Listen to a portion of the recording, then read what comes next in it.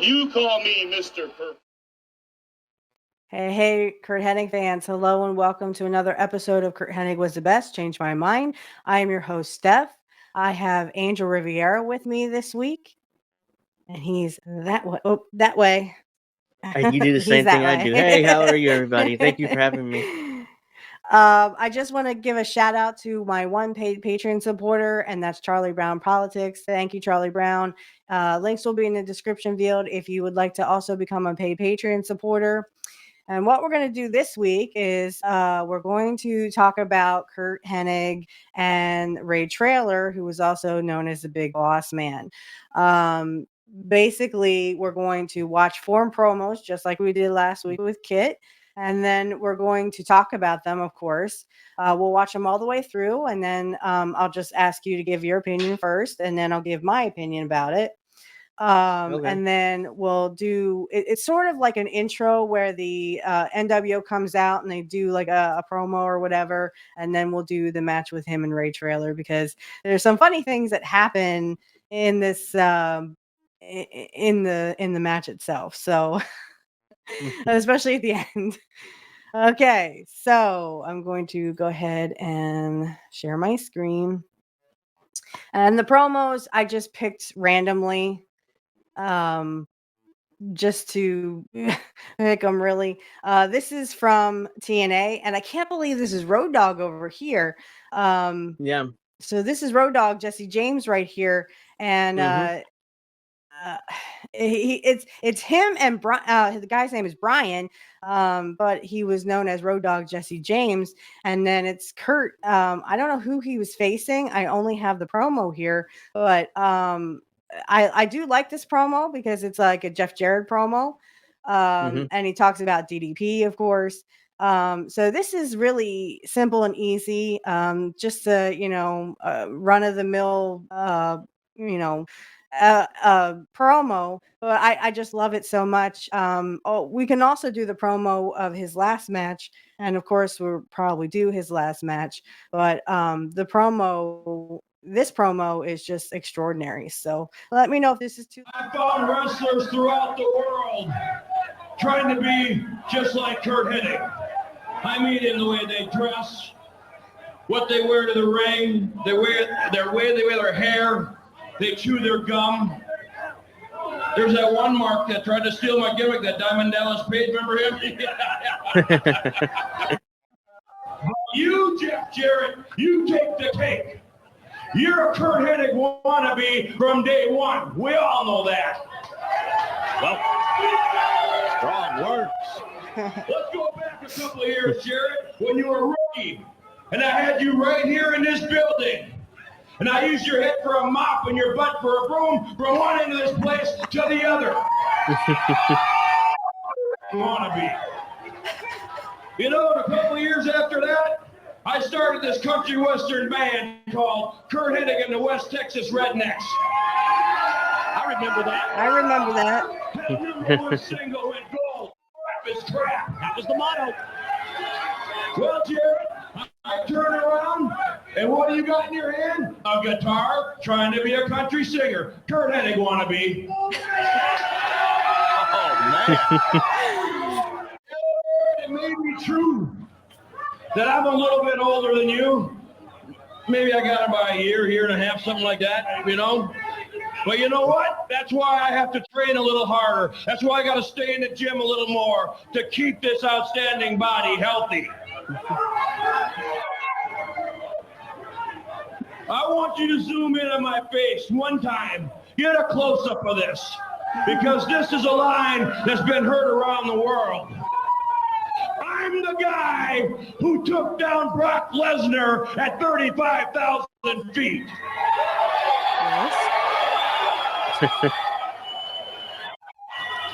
That was a pretty famous. So, Jeff Jarrett, I put a challenge out to you for next week, no matter what happens in my title match tonight.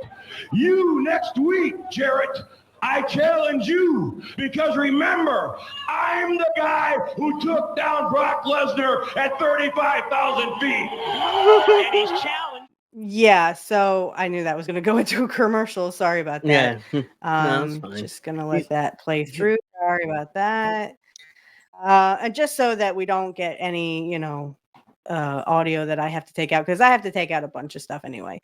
Yeah. Just so I don't get any copyright strikes. So I'm going to stop sharing for just a moment. So tell me your thoughts about this promo, and then I'll give my thoughts.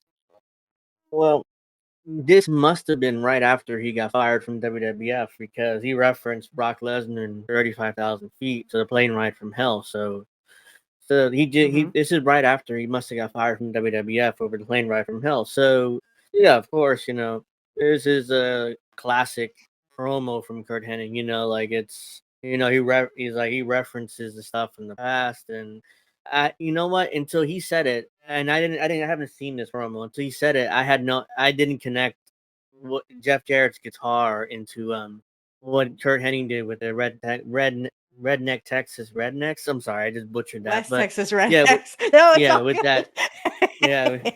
with that group, Oh. it's like, oh yeah, he did do it. Jarrett then when WCW would come with the guitar, and yeah, okay, I didn't even connect it like that until he said it. But yeah, I mean, I think that might have been he was having an NWA World Title shot that night. It must have been, because he said, no matter what happens from that championship match tonight, I challenge you next week to a match. So it must have been he must have been wrestling R-Truth or Ronda Truth Killings then for the NWA's world title, because I do remember he's NWA champion then, or unless depending what time period this is. It's like Mhm. 2002 ish, so it's like this is 22 years ago. So forgive me if I Mhm. forget, but yeah, this is. And then that music you heard at the end was Jarrett's music coming out, I guess, to accept his challenge or something.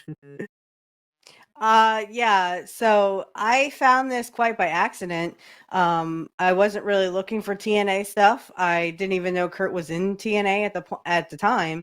And it just kind of came over the screen one time, and I watched it and I fell in love with it. Um and I thought it was a great promo, especially when he talks about, like DDP being a wannabe and stuff. I love that because him, I don't know if they had an issue, but him and DDP, according to Eric Bischoff, didn't get along because Curt said, DDP was so easy to pick on. He made it easy for him to pick on him. So I think that's where Curt kind of was like, well, DDP wanted to be me, that kind of thing. I Yeah. love the West Texas Rednecks, with the guitar and stuff. And as my audience knows, I will sing, rap is crap. I just haven't had the time to do that. I don't know if there's a karaoke version, but either I'll do it with Curt, or I'll just try to find a karaoke version. Yeah. But I really like this one because yeah, he does reference the Brock Lesnar, and I wasn't really much for Brock Lesnar, even though in his one interview he talked about how Brock Lesnar was like a stud and his upcoming and going to be, the next biggest thing. Mhm. But he also said that about, Randy Orton, that Randy Orton was like 6'7" or Yeah. 6'5", 6'7", and gonna take over the WWE. And look, Randy Orton has done that. Mhm. You still. Uh he's still wrestling, and he's still a big name, a big name item. So I mean, he's gonna be with Gunther and stuff this coming Saturday. I just, like I said, I this interview literally had me thinking, wow, I mean, he just looks great no matter what he's doing. He's standing there doing a promo, and he just looks great. I can't say enough good things about this promo. The next one would be when he turns babyface in 93. And it's Okay. because so it's like right after he turns babyface. with Savage. So don't be surprised if you're like, oh, I've seen this before. Yeah, because I tried to do as many interviews as I could when we watched along to the 92 Survivor Series, excuse me. So I tried to put as much in there, but I don't think I had this in there, not that I know of. So this one, sorry, I'm gonna share my screen again. So this one is literally like they go to the next week. So this is 11/22. This is, the Macho Man talking about, this is the Macho Man and Mr. Perfect's interview. And just one last thing I wanted to say about the other promo. I just think it's really cool that him and Jesse James got to be, I don't know if they were partners or whatever they were, but it was really cool to see them two together. I love the fact that he got to be with some other superstars from the Attitude Era. As everyone knows, Jesse James was in DX for a while there, and then I guess he had gotten fired. I know Brian had some substance abuses. He had some issues with that. Yeah. And I know Curt, I mean, he took it personally, and rightfully so. He had every right to take it personally because this was it was hogwash what happened to him. He shouldn't have never have gotten fired for any of that stuff that happened. Even JR admitted on TV that he sort of paid the price for, and he wasn't even, really doing much, but he got, popped for it, even though it was a rowdy crowd and people did a lot worse than he did, him and Brock. He basically paid the price for it. So I'm trying to be discreet because the less editing I have to do, the better I think we are. But yeah, there with was Flair and stuff, but with Flair and stuff allegedly. Flair did, but right, yeah. So I think that Curt kind of paid the price for it, and that just wasn't fair. I know it wasn't fair for Curt. But this one, I think this is a great interview as well, or promo. This, like I said, this is when he just turned babyface, and this is one of my favorites because I just like how Curt laughs because he sounds like an evil genius.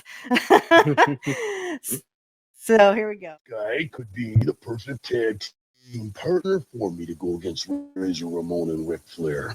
A bunch of intelligent Confuciuses around the table there. You don't mean, who do you mean? Read between the lines. Oh, man. Do you mean that perfect tag team? Do you mean Randy Savage? Who do you mean? Spell it out. Come on. Spell it out.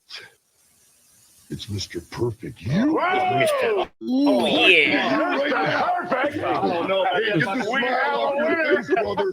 Get the smile off your face. I'm serious. I love this little. Well, wait, no, you do make sense, Savage. I'll tell you why you make sense.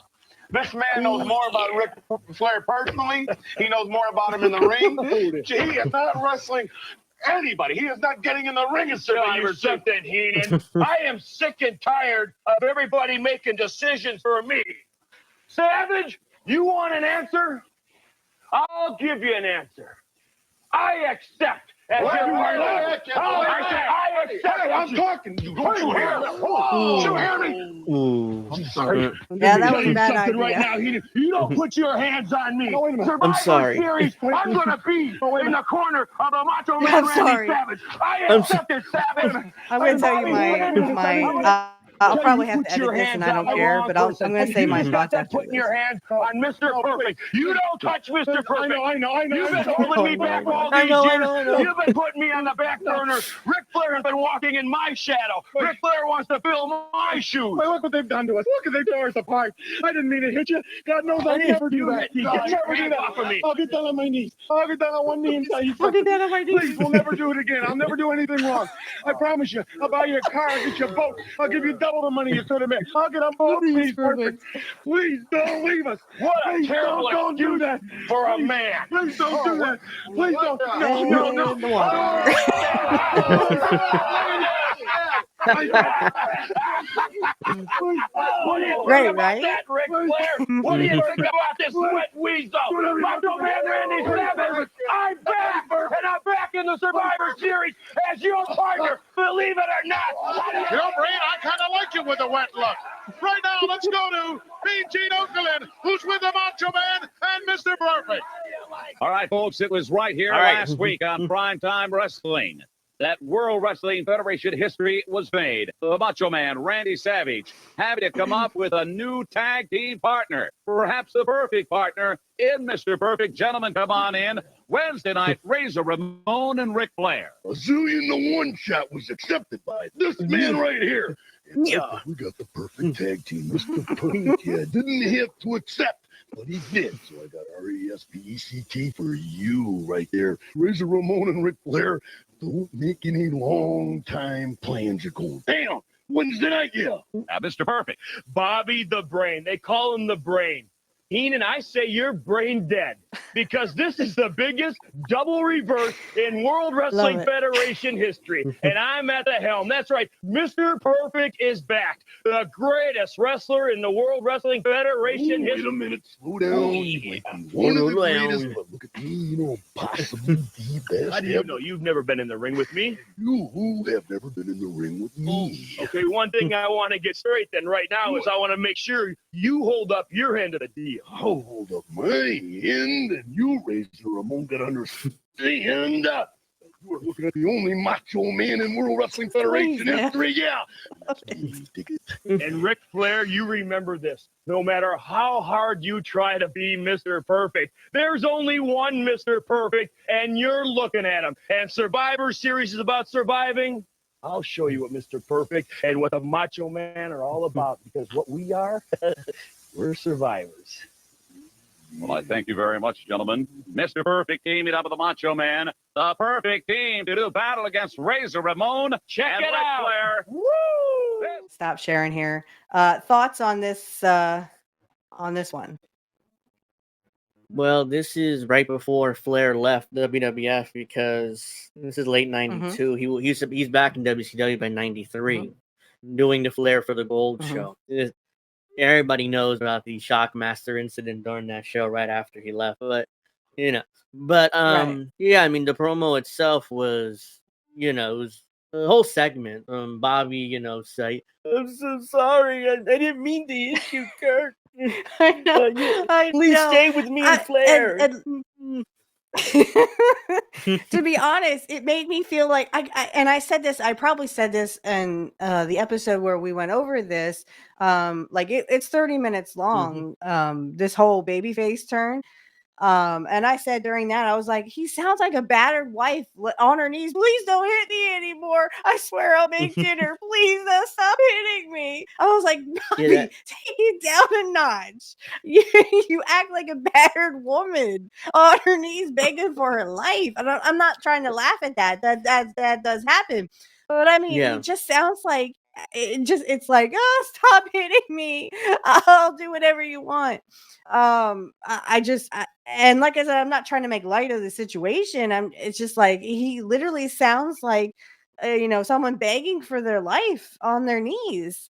So he was selling how dangerous Curt was, and he was just a manager, so it's like, he's selling it in over the top way, but he is selling the fact that Curt may kill him, if he decides to. So anyways, the promo with Savage himself, this is this is one of those things that is a major issue with modern wrestling. Everybody these days, they have their promo with their interviewer, but they have their paper and they have their script, which they have to learn, and a lot of them like, and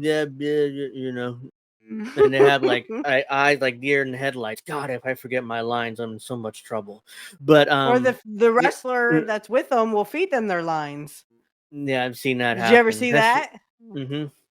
Yeah, I think it was Randy Orton forgot his lines because it's still when Vince was around, and he literally walked up to, I think, Sheamus. He's like, "What's my line?" And then Sheamus like whispered like, "Ah, okay, yeah." So And then that's when he continued. But it was bad, It's like these days in WWE, they don't. The scripts are not. You can tell they're more themselves compared to back 10 years ago. Like, oh God, if I forget my lines, Vince will yell at me. So let me not forget my lines and recite my lines in the most wooden, boring way as I possibly can. So Right. mhm. Yeah, Right, and absolutely. that with Savage and not say something else. Kurt Hennig, you can tell that's like especially Savage. Oh yeah, And Kurt Hennig's like, well, I'm the best wrestler in the world. Flair is like, oh wait, hold on. Oh yeah, no, hold on. I mean, I'm betting. I was like, and so they start arguing about who's the better wrestler, and you could, there's egos there, with Savage and Henning is like, okay. Then they get together. It's like, oh, we're gonna beat you and Razor Ramon at Survivor Series. And I think Flair left right after that. That was his last match in '92 in WWF. No, the loser leave town match, which we Oh, it did. was 90. Yes, it was like, what Yeah, was it? Early it was at '93 the end of January. Yeah, so on it was Raw. they Yeah. had the Royal Rumble, and then Mm-hmm. Kurt took out Flair. Funny enough, Kurt is the one who took out Ric Flair during the Royal Rumble. Mm-hmm. He threw him out. So, Yeah, I and remember. then you Yeah, he did had, throw him. The and then the loser next leave night on town. Raw, you had the loser leave town match, which we actually did. Um, we actually did that several months ago. Where I watched along to only the audio, but it was Yeah. still, I thought this was one of the best ones. There's another one that they do, but this one I think was the best out of the two. And I just think that in the end, I think that these two uh they had charisma together. They had, what they needed to have. Mm-hmm. Sorry, I'm just gonna move. Okay, don't fall down. They had what they needed, and yet, they both had the charisma in it, and it was a solid promo. I thought, like I said, this is the best of the two. They did have another one they actually showed on Superstars. We can go over that sometime, but it was a great promo, I thought, at the time. And oh, excuse me. um I like this because there's so much. I mean, yeah, they were like arguing about, oh, I'm the best wrestler, I'm the best wrestler. They both were second generation, both knew the business, Mm-hmm. had great charisma together. And then, of course, there's the where Kurt he will go to the Survivor Series there and pretend to walk out, but then he walks right back to the ring, and no one knows exactly if you can trust Mr. Perfect until he Yeah. helps Savage, and then he does that babyface run. Sometimes I wonder if that was all scripted to happen, if he was supposed to walk out, because he seemed like he was upset that Savage wasn't tagging it out. Yeah. But and that could have just been the whole setup, get up kind of thing. Oops. Yeah, Don't. probably. Yeah, that's probably booked that way just to you have like, oh, what if Kurt? What if he does? You can't trust him. Blah blah blah. And then eventually he does. He helps Savage win the match, but that was Right. like kind of that tease that no, maybe he won't. Maybe he isn't. Maybe he is the usual Mr. Perfect, the heel Mr. uh, Right, absolutely. And that's why I love this promo, because well, the other one is like, I Savage, I don't like you either. He goes, "Hey, I don't like you." This one was kind of better, I think. I think this was done on like a wrestling challenge or something, but it gave you that, oh well, I mean, these guys can barely get along. Can, they both be trusted to help each other? And then, you have the match, and excuse me, Kurt almost walks out, and then it walks back to the match. So um and like I said, we did watch along to that as well. And then of course, both promos, we had Flair's promo, plus we had Kurt's promo, and then there was another like a little call-in thing that after the match you could have like you could talk to your favorite wrestler or whatever. And Curt points to the camera, goes, "Okay, Jane, I'm talking to you right now." That kind of thing. I'm like, I wish I could have called in and talked to Mr. I Perfect. remember though. That's like that was like $3.95 a minute or some crap. I mean, it was like collect calls, something like that. Yeah. Yeah, And you had to it like was. put a postcard in. You had to like sign a Mm, postcard saying that you wanted to be a part of it or something. You had to send yeah. it to like Philly, near Philly, I think. It said Eastern Pennsylvania, so it must have been near Philly somewhere. Um, I wish I'd known about that, because if as a 6-year-old child who would have been 7 in April of '93, I wish I would have known about that. I would have called and be like, "Hi, Mr. Perfect. I think you're awesome. Yeah, How old are you, honey?" a "I'm lot of 6."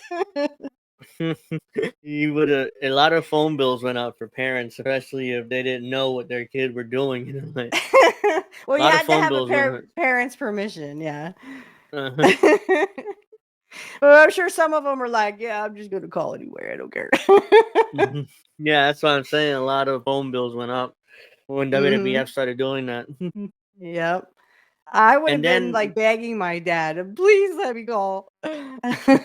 yeah, and then I think in 97, 98, American Online started coming out, and they would actually have American Online chats with certain wrestlers Mhm. during the shows, the pay-per-views. The ones who weren't Yeah. wrestling were on AOL. Uh, And we talked about that in episode 47. So if you guys mhm, check out yeah, Rumble and want to go check out episode 47, Curt was on a WCW live event. I don't know if you happen to check out 47 on Rumble? uh, yeah.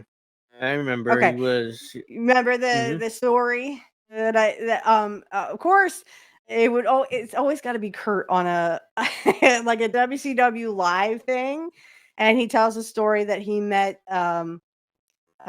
Steven Seagal in an airport, Mm. and Steven Seagal tried to squeeze his hand and he squeezed back harder. See, I don't know what's wrong with Steven Seagal. I don't know why he would do that, but it was kind of cool how Curt was on a live chat thing in 99 and said, when he was with WCW, probably 97, 98, this happened.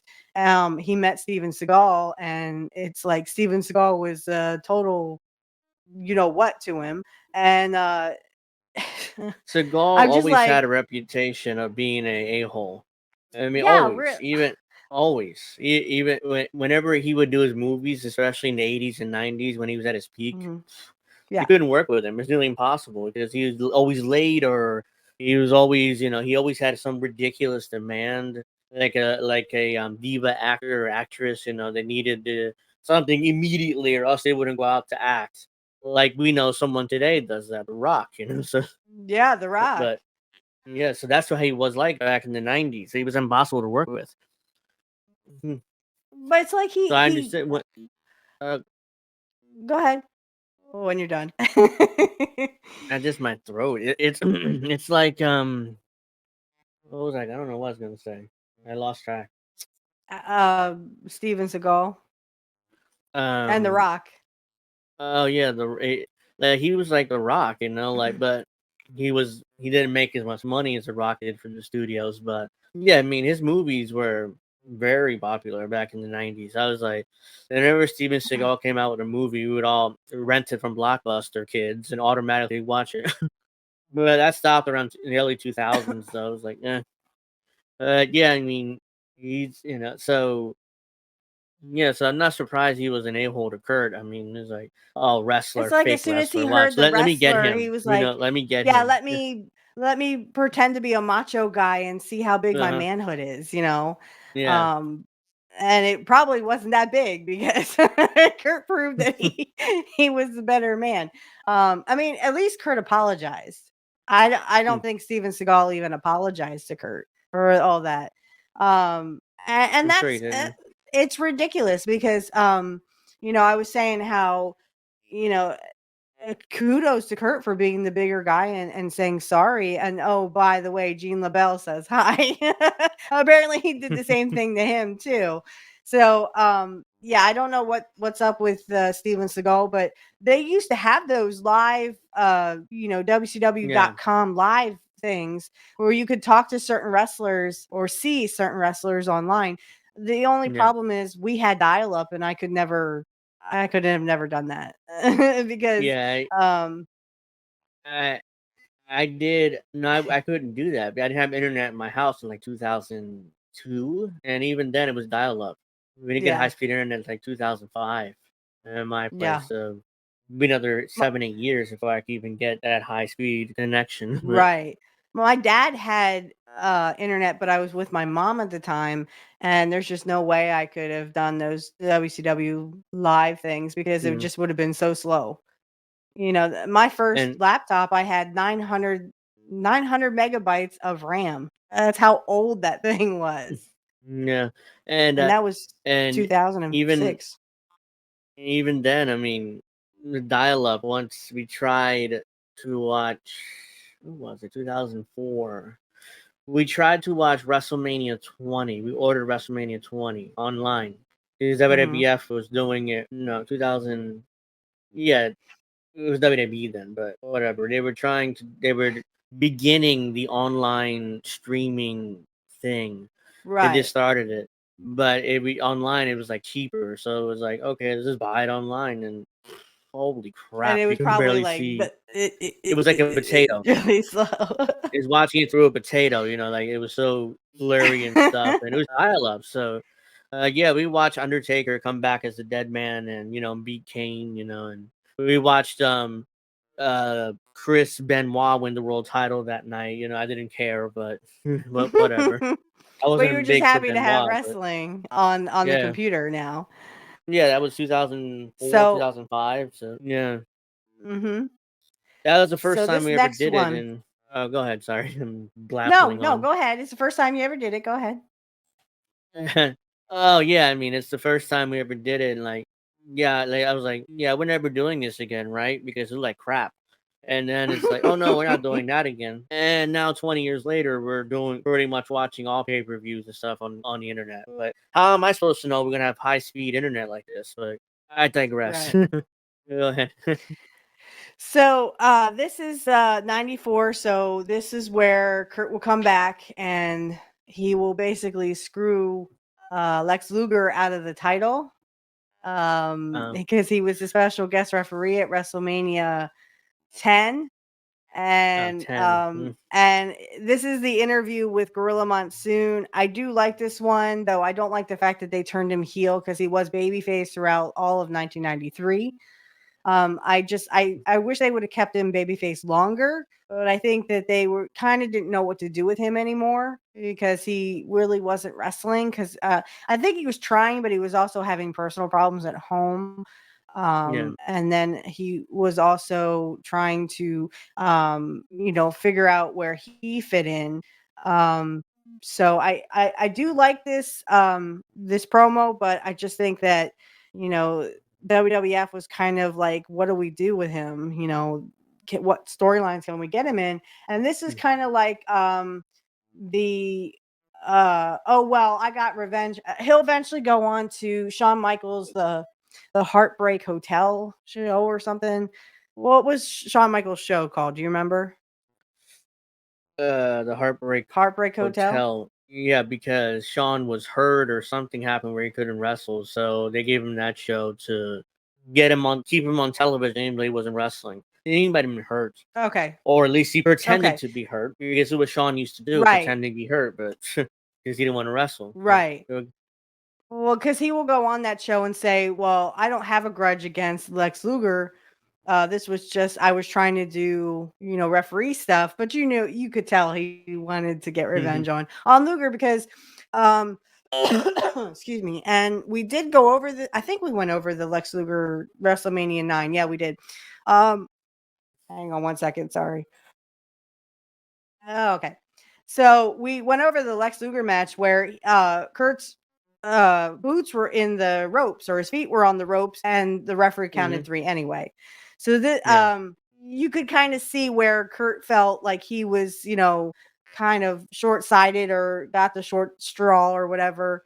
And so this was WrestleMania 10 where he was able to get revenge on Lex Luger for that. And this is the promo afterwards.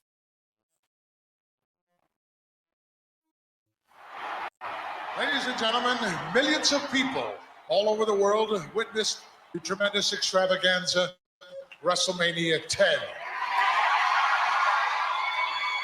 Millions of fans witnessed and saw once again one of the premier athletes of all time, an individual who was returned here to the World Wrestling Federation, one of the greatest. Please welcome along with me.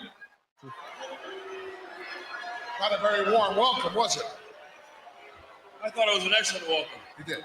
I am very surprised. Everyone's aware that prior to WrestleMania, not only Yokozuna, but Lex Luger as well, both of those individuals, along with World Wrestling Federation President Jack Tunney, had to agree upon the special guest referee. Obviously, that agreement was made because you were a man of integrity. Exactly. You were a man of class. Yes. You were a man beyond reproach. Still am. Obviously, some of those characteristics were lacking at WrestleMania 10. For example, when Lex Luger had Yokozuna sprawled out, flat as a pancake, on the mat, you could have counted to 500. At that particular point in time, you were predisposed in eliminating some garbage that had gathered at ringside. Let's get...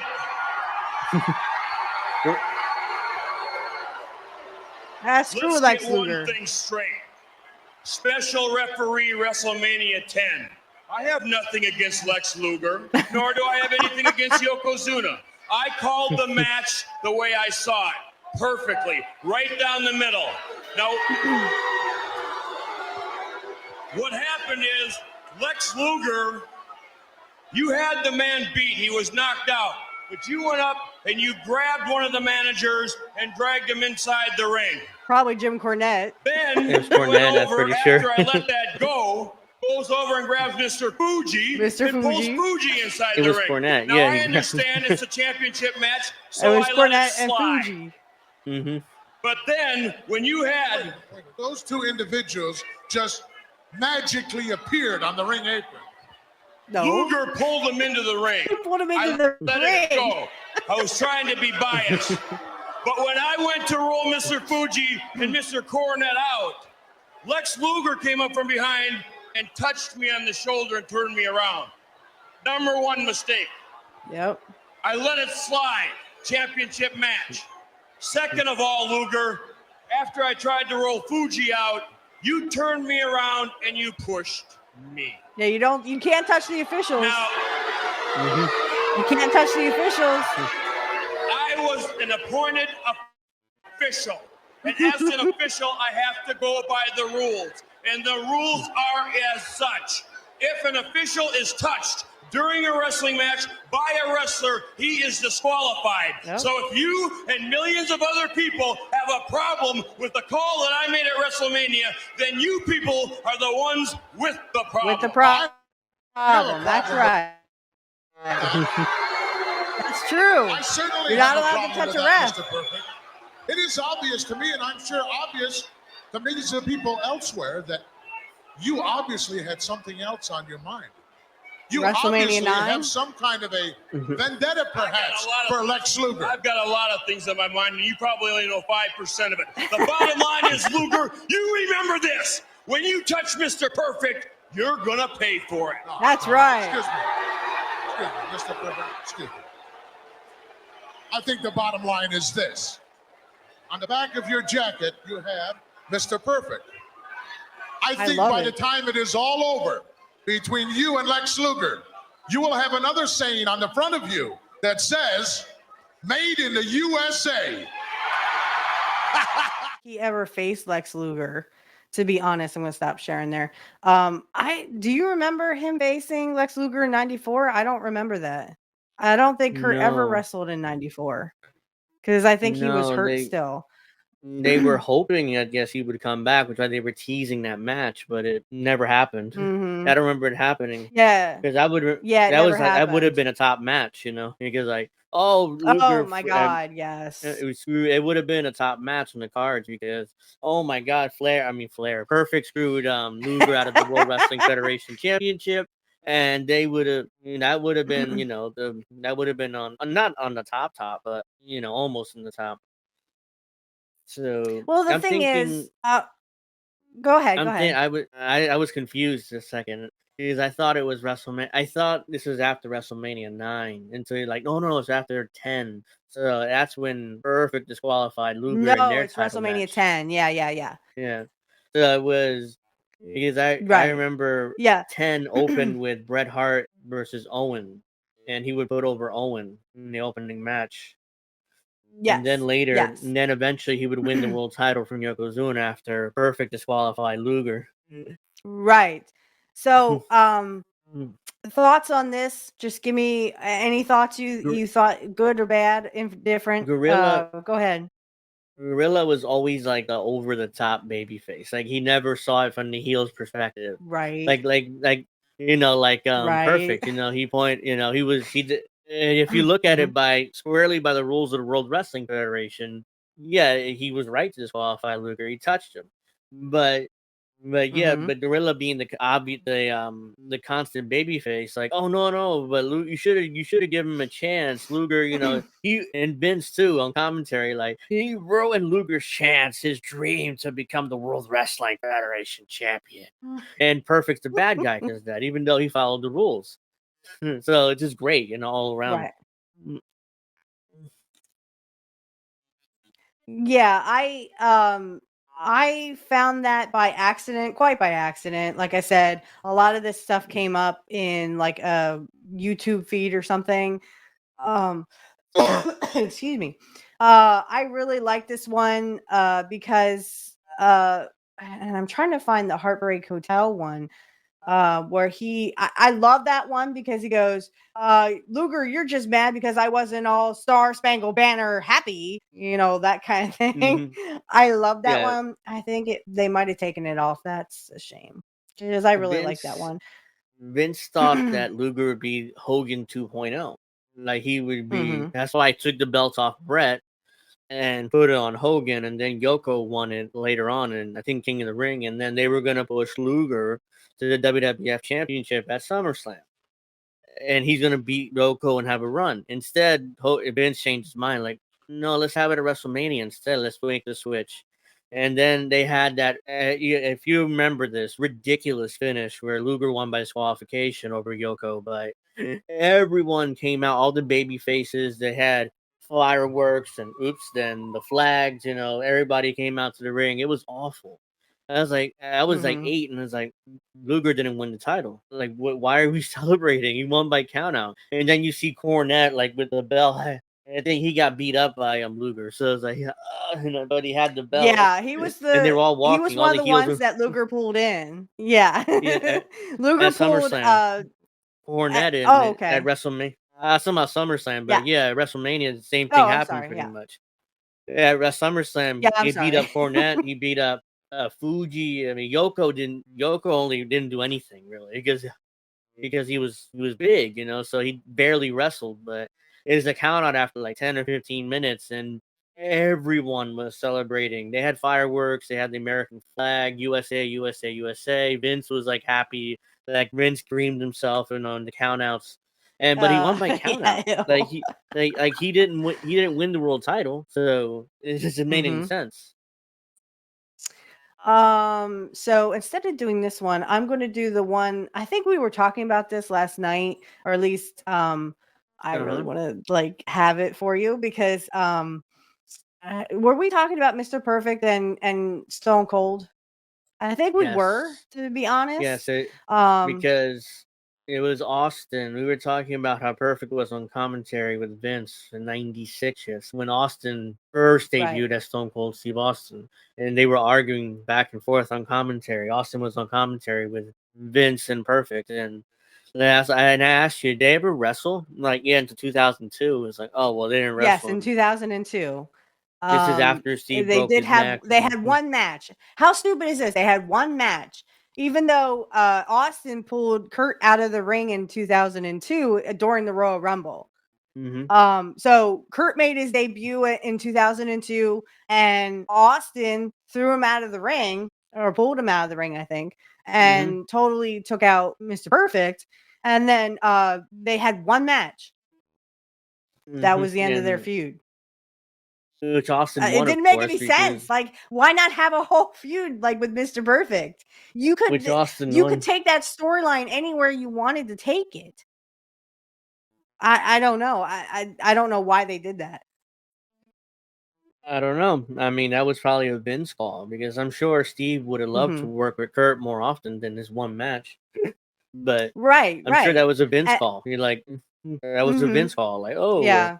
Well, obviously, pretty much by 2002, if I remember Curt's run there, he didn't really win many matches.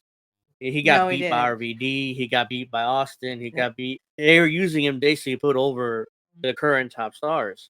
Like, did he even win against Kane? I don't think he won against Kane. No, we will watch that match. I think I have that match somewhere with him and Kane, but or I could do it on Peacock or whatever. But last week we did the Tommy Dreamer match, which is the only match he won against an ECW guy. We did Taz for a special bonus. And then we also did the RVD match. But RVD was also IC champ, and they weren't going to give that back to Curt at that time. No. You know, they just wanted him to put over RVD. Yeah. So by 2002, he was basically, I hate to say it, but he was going to enhancement guy. Just a name. He was just to a put worker. over. He was a jobber. Yeah. Yeah. The job guys. Yeah. Yeah. And that's what made Curt, I mean, exciting. And he did, like I said, in 2000, he did a radio interview that I will share once we hit 100K. Excuse me, 100K. Once we hit 100K, I'm gonna go ahead and let all of my people hear the interview from start to finish. It's like an hour or something. Where the guy just kind of talks about Curt, and then of course, you know, he plays the interview, and Curt had nothing but great things to say about these up and coming guys. You know, he talked nice about Brock Lesnar, even though Brock Lesnar is a piece of crap in my opinion. He talked right about Randy Orton, even though Orton was still kind of new and greener than a pepper tree, as Jim Cornette says. But I think Curt did an excellent job in 2002. And kudos to Curt. I mean, he could have just walked out and said, no, these people are going to put me over. I'm not going to put them over. You know, he could have been like Hulk Hogan. But, you know, Curt was such a great guy that, you know, he actually did put these people over. Yeah, because in 2002, Hogan came back too. I think in February with the NWO. Because they brought the NWO back. Yeah. So, and Hogan would be WWE champion one more time by April. Oh, you're kidding. 2002. Yeah, he beat Triple H. He beat Triple H for the undisputed title. Nope, you don't kid. Triple H just won it, I think. And he beat Jericho at WrestleMania in the main event, 17, if I remember correctly. So he would drop it to Hogan in May, like a month or two later.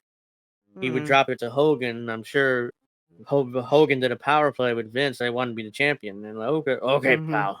And he put him over Triple H, his son-in-law, which is I was shocked. It's like, why would Triple H do a job to Hogan? I mean, maybe it would. Maybe probably because Vince told him to. Yeah. Yeah.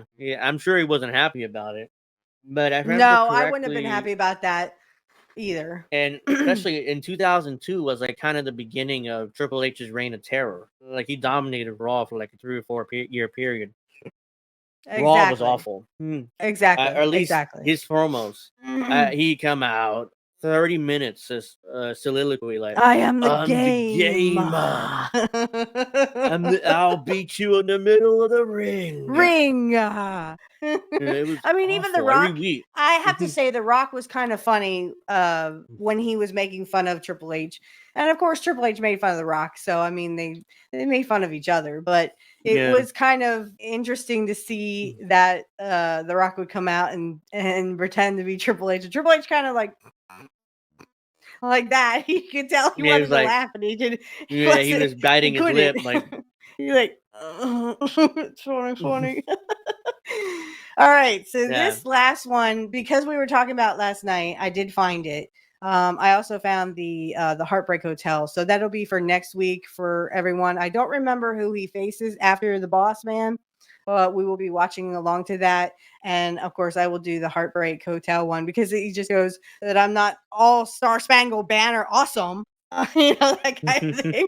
But it's so funny. Like they act like Curt wasn't an American. He was from Minnesota. Minnesota is a state, y'all in the Yeah. United States. So the whole Luger Lex Express thing, I think he just couldn't get behind it. Nobody really got behind Lex Luger. But yet they Luger- made Curt heel because he wouldn't get Luger- behind it. You know what I mean? Luger didn't believe in it. I mean, there was Yeah, stories Luger about. didn't even believe in it. So if Luger didn't believe in it, how anybody else would? Hell, I mean, Right. and I think Scott Hall tells the story about how that bus got Luger heat because with the boys, because he would travel in an air-conditioned bus, this luxury bus, and the rest of the boys had shitty Buicks, and they had everything. these big ass bands, and they had to just like suffer on the road in the summer. This isn't the summer.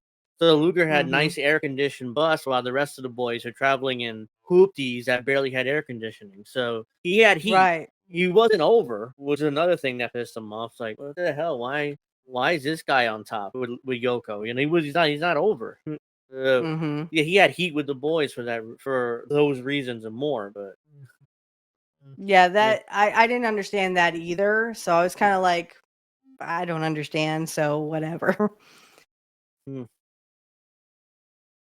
Okay, sorry about that. Just didn't want to cough in anybody's ears.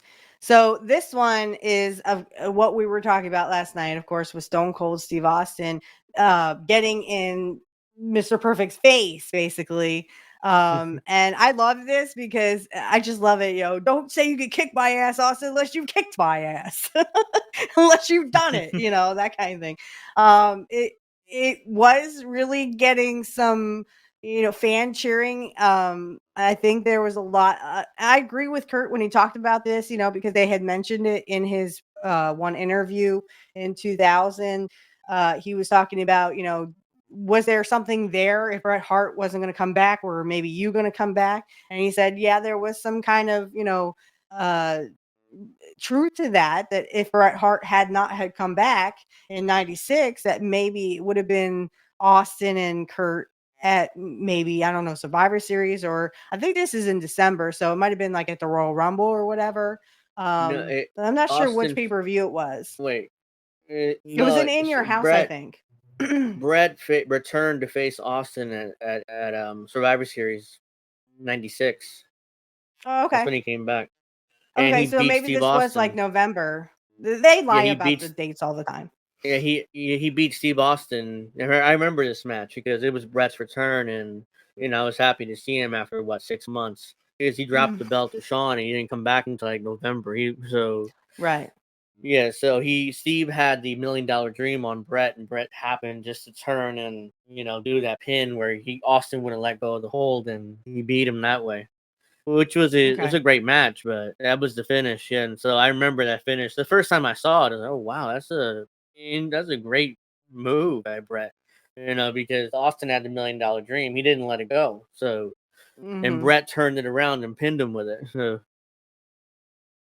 And so there might have been some truth that if Bret had not come back at Survivor Series, that Curt was actually going to come back and face Austin. And you could see them when they're like face to face, you can see them, there were sparks flying and people were really liking it. Like Stone Cold versus Mr. Perfect. Let's see what happens. Well, I'm sure Vince would test certain talent together. Like he did it with Hulk and Warrior at the Royal Rumble in 90? No, yeah, was it? Hold on. WrestleMania 7 was 91. WrestleMania 6 was the Ultimate Challenge. Yeah, okay. So it was at the Royal Rumble 1990. Yeah. Yeah, because they were both in the ring together. Yeah, so Warrior came in, Hogan and Warrior tossed all the jabronis out, including a young Shawn Michaels. He was the jabronis they tossed out. So then they turned, and I think they did Hogan the also face-to-face. threw out Mr. Perfect. Hogan threw out Mr. Perfect, I believe. Yeah, they threw it. I know Shawn Michaels was thrown out in that spot. And then they turned and face to face, and the fans went nuts for it, and that's when Vince decided that's your main event for this year's WrestleMania. It's right there. This and then they pushed each other. They did the crisscross spot where one guy, and then they took a double. They did a double down, double clothesline, and I think somebody else came in, a heel, and started beating him up. Might have been Haku or Mang. I think no, it was so. Haku. Somebody, but might have been yeah, Haku that came in and started beating him up. But I yeah, mean, Hogan threw Perfect out in '89. He threw him out in '89. He threw him out in '90. I think he threw him out in '91 too. It's like, why do you always have to go after Mr. Perfect, Hogan? Yeah, I knew. People kept wearing his out. He was begging for mercy. But let's go above and beyond that. Hennig, you sit over there. Stop doing the Macarena. Some kind of big shot. Oh yeah, this is the 96, jobber. not 92. This is the jobber where he would do the Macarena for no reason. What kind of goody two shoes did you ever? First of all, you better show a little bit of respect. Who you calling a punk, Austin? Looking right at you. All right, you better look twice, brother. Look at what you're looking at. Let me tell you something right now. Mark Merrill took my advice. That's and true. There's a lot of other guys and superstars here that think they're superstars that should take my advice. Maybe you'd be wearing some gold around your waist if you took some advice from Mr. Perfect, the greatest intercontinental champion of all time. Savio Vega leapfrog there, and this fucking my! Ouch. What to do about Savio Vega? This fucking Salvatore Sincere right outside the ring. One thing about Savio Vega, Stone Cold, that you don't have to look for it. I know it's going to be a hell of a my God. Sunday on pay-per-view. That's some good selling right there. Somebody's going to be buried alive. Of course, it's going to be a hell of a fight. Whenever the bell rings, Stone Cold Steve Austin turns into a buzzsaw. I go to the ring in a pair of black boots and black trunks. I don't need a bunch of sparkles and a bunch of garbage to get the job done like Marrow or any of these other paper champions. I'm looking right at you, Hennig. I don't remember Curt coming out in glitter. Hey, don't do it. I like you some advice. No. Yeah, hell, I ain't giving you no. What kind of advice did you get to Mr. Perfect? Gave Helmsley some advice. Look out, crossbody here. They got a pin. No, we don't. Near fall situation by Savio Vega scooping up Salvatore Sincere. And Vega misses the elbow. Let me ask you something, Stone. So what kind of advice did you give to Helmsley? A lot. But to beat you, it wouldn't take much. Oh, really? You've never been in the ring with me before. True. Don't you tell me how easy it is to beat me. Perfect. I'm looking at you right now. Yeah, I'm looking back at you. And if they throw this damn mountain I'll whip your ass. Here, gentlemen, I'll tell you what. I think this suit and tie out are going to come on glue, Dawson. That's true. Waiting for Mr. Perfect. They want to see Mr. Perfect. All right, I do. Let's go down. Perfect was a thing of the past. Oh, no. Right? Oh, no. no. You want to call me a hat-man? Wait a minute. You want? Right Wait a minute. That's enough. Wait a minute. Yeah, you're a wannabe. Wrestler in the world. You're a wannabe.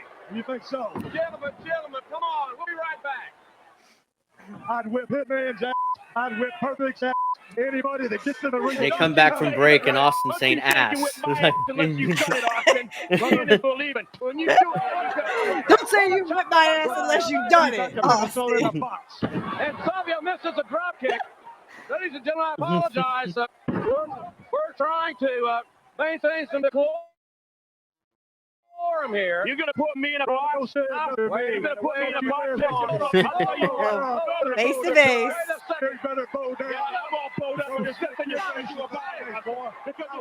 Oh no. Face to face. I'll whip you. I'm sitting there already. I've already been there. You want to do a Mr. Perfect get in the World Wrestling Federation? You go out and earn it, punk. You're a piece of garbage. What? Kick your ass. I'll kick your. You got a job to do. You got a job to do. Kurt, You got a job to do. Maybe you should go ahead and that's enough. You better go get yourself in trouble here. All right. Thank you for joining me. Perfect. You got a job to do. Perfect, you got a job to do. Sit down. Thanks, Jim. And Austin would leave. Man, right there. Well, he's a very intense athlete. You be quiet, too, Rock. I got a lot of respect for Stone Cold Steve Austin. I like what he does inside the ring. But you come up here and put a bad mouth on me, it's the wrong thing to do. I'm not taking anything from anybody. Well, he's not intimidated by these fans because he just went right through the crowd. I don't think Stone Cold afraid of anybody. And there's a trip, and the referee Corey didn't see it. You know, a week from tomorrow night, I'm supposed to be inside the ring on Raw. I'll tell you what, Austin, you almost brought me into the ring right now. Who does he think he is? That would have been wonderful if he had come back to the ring. What a war they're going to have in 1 week on pay-per-view. Oh, my. Austin just jerked Savio right off the ring apron face first. You can see how much I irritated Austin right there. Look at him. Austin, he's going to get it on tomorrow night on Raw against Shawn Michaels. Shawn Michaels. Austin has just cost Savio the victory. Indeed, he has. Later. About 5 years and 2 months later. She's still I forgot about this match. Shot to the face by Val Venus. Oh, Oh my God. oh my gosh. Perfect chair shot to the cranium. What's that all about? Why did he do that? Yeah, why did you do that? Oh, jeez. I'm sorry. I had to show that to you though because we were talking about it. And we will go over that match. That was only like a little snippet, but we will go over that match with him and with Val Venus. Because I don't know how he felt about Shawn. Because Shawn was still in that like porn star kind of thing, gimmick. He still had not gone to that censorship or censor, whatever the heck it was called. But I just wanted to show that. I mean, holy cow! I mean, he just lets him have it. And of course, it was like almost a little too late, a little too late. There we go. But I thought it was. Well, let me start with you. Thoughts on that exchange, and then of course the chair shot, which I went. I always do that. Yeah, I can't help it. I'm just like, oh my gosh! I hope he hit him like he was doing with Vince McMahon and the bedpan. When he was trying to like hit his head with a bedpan to make sure it didn't hurt. I hope he did that hurt. Yeah, it's an unprotected chair shot to the head, which is we know now it's very dangerous. But yeah, I mean the early Steve Austin stuff when he first debuted like that was really good. It was better than I remember because at the time I didn't understand the gimmick. I was like 10 years old. It was kind of like, he curses a lot, but I didn't start liking him until like a year or two after that when the whole Vince thing started. But I'm pretty sure that they were testing and see just in case Brett didn't come back, Curt probably would come back and wrestle Steve, and Vince might have been like, well, goddamn, that might work. I mean, look at him. Yeah, because they didn't know whether Brett was coming back. They would mention him on television, like Curt said. We don't know whether Brett's coming back or not, but if he is, he ain't scared of nobody. I know Brett. Yeah, he ain't scared. But I like the one. Sorry, keep adjusting. I like the one promo. He goes, "If you put the letter S in front of Hitman, you have my exact thoughts of Bret Hart." Yeah, because at the time Brett's contract was up. Because he dropped the belt to Shawn and then his contract was up. So he could have gone WCW. In fact, they were talking the first time in 96. Eventually, Vince gave him that 20-year contract where he paid him like $1.5 million a year for 20 years.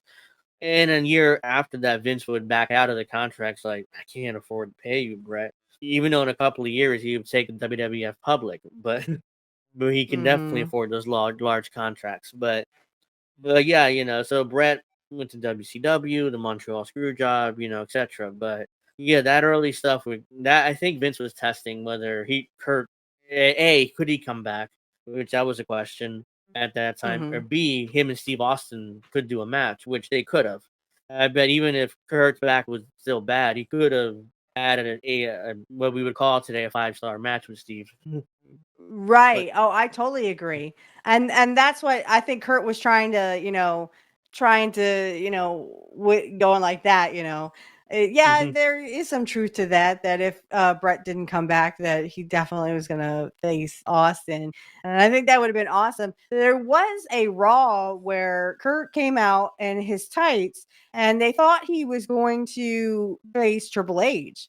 But he ended up turning his back on Mark Marrow and actually helping Helmsley to win the belt. So there was talks about Curt maybe coming back in the ring in 96 with Mark Marrow, or to be at least against Hunter Hearst Helmsley or Triple H. But I think Curt had already made a deal with Eric Bischoff at that point, and then by then it was kind of, I'm not sure when he made his deal with Bischoff, but I think he mentioned it once or twice that the reason why he really didn't come back is because he had already made his deal with Bischoff, and there was no point in coming back and starting any feuds because I mean he had already planned to go to WCW. Yeah. So Vince at the time didn't give any guaranteed money, and WCW's offering Right. guaranteed money no matter what you did. So it was like, I'll take the money, because I have a family to support, and being a commentator, just sitting there, and talking, but you don't make as much money as when you're in the ring. Right. Absolutely. Yeah. And I think that Curt kind of was up in the air with how he wanted to take his career in WWF, and I think that's why he kind of said because he had said, well, excuse me, not him, but Eric Bischoff had said that Curt's dad was with him when he made his deal with WCW. So when he made his deal with Eric Bischoff says that Larry the Axe was there just to make sure he wasn't screwing over his son, and that he was giving him guaranteed money. I think Curt has come out and said that it was close to $1 million. It was like at least 900,000 a year. And Bischoff That Bischoff scared. had given him. Yeah, I'm sure that Larry was like, Bischoff's scared of me. I mean, so let's try to intimidate him and get you more money. And it gets happened with Haku. Bischoff, the reason why they didn't fire Haku because nobody had the balls to do so. And that was according to Bischoff himself. He admits to this. So I didn't have the balls to fire Haku, even though we did nothing with him for years. But yeah, we still paid him $500,000, whatever they paid him per year, and it was like, well, because we were all scared to fire him because he would kill us. So like, okay, he kept his job until right before WCW closed. Yeah, I mean, it in a sense, I kind of see where Curt was coming from. I mean, if you've already made commitments, you shouldn't start anything in WWF. And sometimes he would not show up, and I think that had a lot to do with the Eric Bischoff thing, that he had already made a deal with Eric Bischoff. He didn't come into WCW till 97, June 97, almost at 93. No, June 97. So we will actually watch along to that sometime. We're also going to watch along to the Hog Wild. I can really not talk today. Hog Wild. So we're in Sturgis, South Dakota, and it was Hog Wild 97. I love the DDP Curt Hennig match because not that the fact that Flair came out and interfered in the match, but just the fact that Curt and DDP I think they brought down the house because they had excellent chemistry together. I don't know if I don't think they hated each other, but I think that DDP made it easy for Curt to kind of poke fun of him. There's always that one person that you like to have fun with, and they think that you're being serious. And so I think DDP took a lot of things personally, even though Curt didn't mean anything by it. I think Curt came out and said he just made it so easy for me to pick on him. I know to that do DDP these ribs. and I know DDP and Bischoff were best friends, like legitimately, before they even got into wrestling. Which is why when Bischoff took over, he was careful in pushing DDP. Even though that's why, he didn't want to push him too hard because the reason why DDP got over is over because of Bischoff. They're friends. So they were careful with that. And I'm not sure whether Curt brought that up or not, but yeah, I mean, I'm sure, that Bischoff was brought brought it up up. at some point. Yeah. Yeah, Bischoff brought it up. And when they were talking about Curt Hennig on Bischoff's 83 Weeks, he kind of mentioned that DDP had said in passing, why does Curt always pick on me? Why does he always Bischoff, said in passing that I think that DDP was kind of frustrated because he maybe thought that Curt hated him. Curt didn't hate anybody. I think it just, for Curt, he kind of admitted that it was just kind of easy to pick on DDP. He made it so easy, but he picked on everybody. He ribbed everybody. I mean, don't think, and what I would say to DDP if I could ever interview him about Curt is don't ever take that stuff seriously because Curt was just having fun. But according to Eric Bischoff, I don't know. I've never heard DDP speak about this. But I'd love to ask him. But he did say that DDP was kind of frustrated with it. And then I think that DDP thought that Curt hated him or something. But again, Curt hated nobody. So he just ribbed everybody because he was just trying to have fun. I mean, I can tell you if you go back to episode, I think it was 13, we did some of his ribs. And of course, I hear more. I always hear more ribs. But there was Pat Tanaka said that Curt ribbed him so bad he never got Curt back for it because he had ribbed Curt. Pat Tanaka had ribbed Curt, and they broke. Apparently, in rentals, you had to have a lock, and you had a key that you had to turn to break the lock to get into your rental.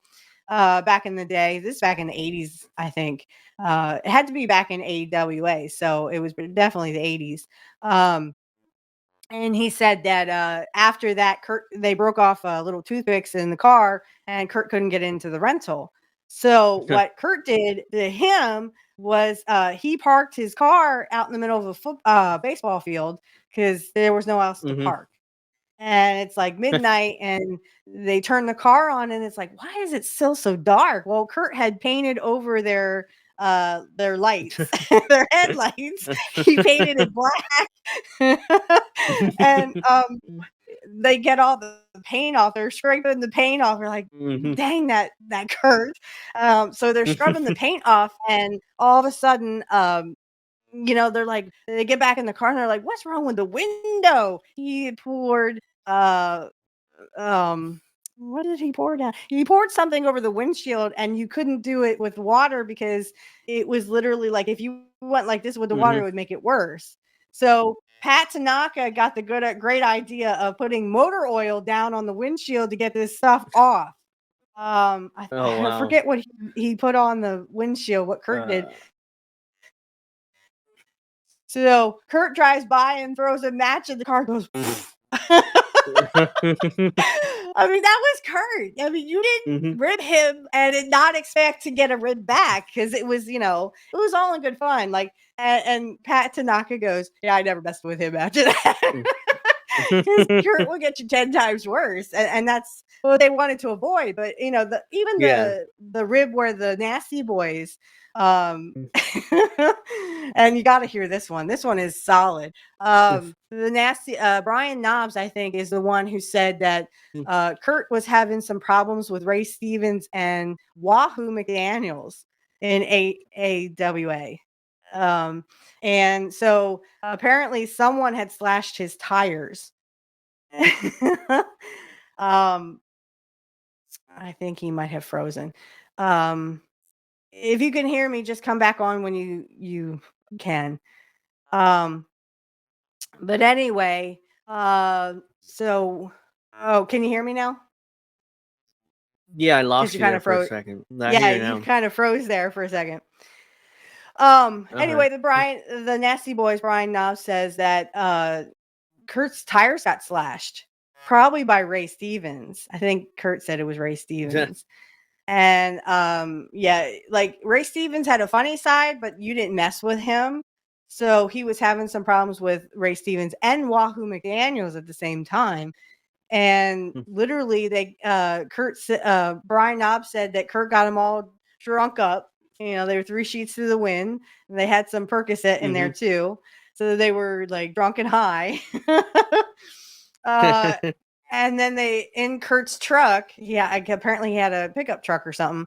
And in the back, they had these Roman candles, like fireworks. It was around July 4th or whatever. And they were he said, now, when I say go, shoot him into the, and they knocked on the door, and here comes Wahoo McDaniels. He's drunk, of course, oh, what do you want? That kind of thing. And they shoot these fireworks into the hotel, and by the time it got back to Vern Gagne, they had burned down the hotel. They really didn't, but by the time it got back to Vern Gagne, they burned down the motel.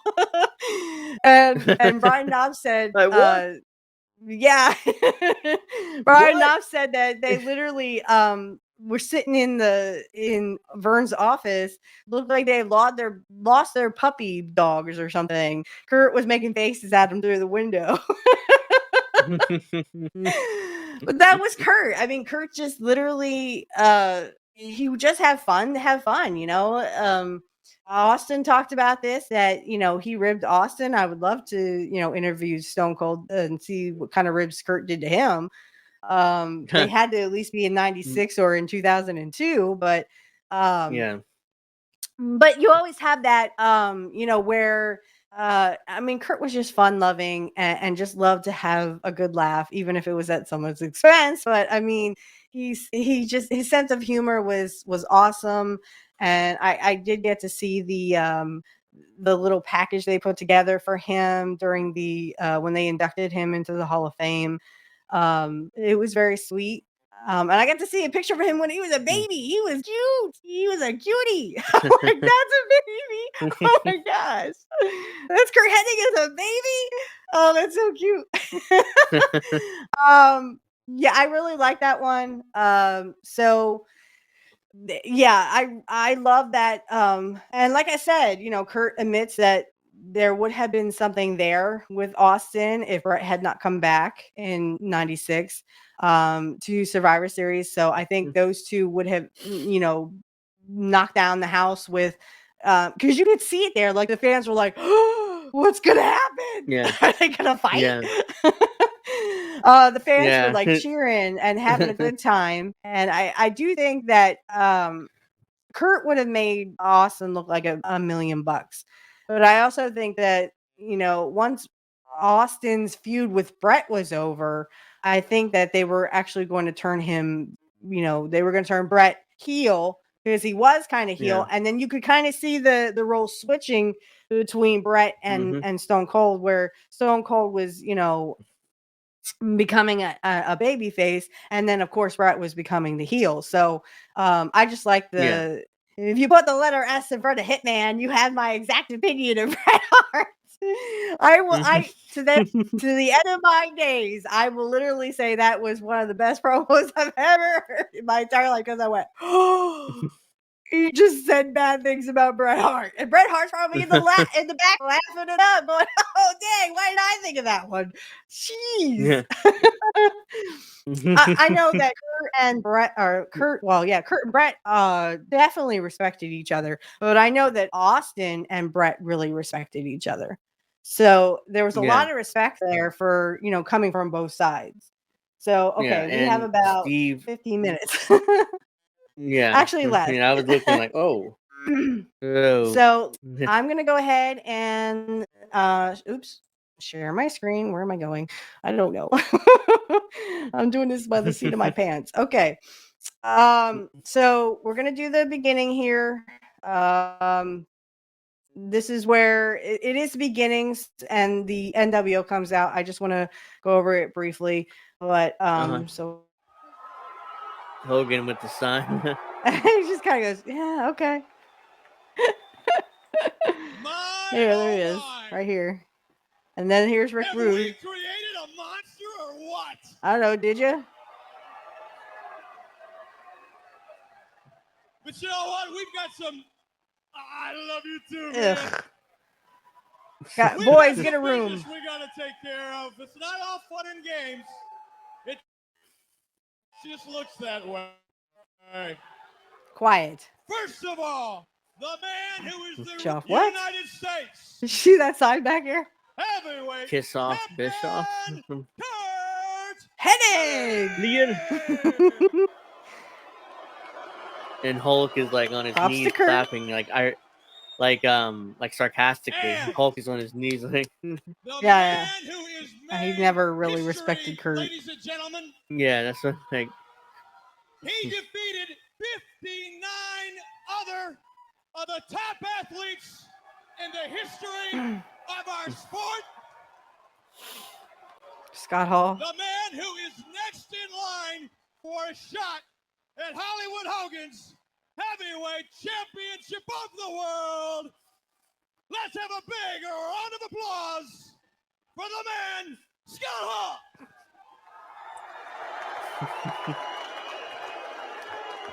Okay, yeah, thank you. Thank you. I'd like to thank the Academy Award.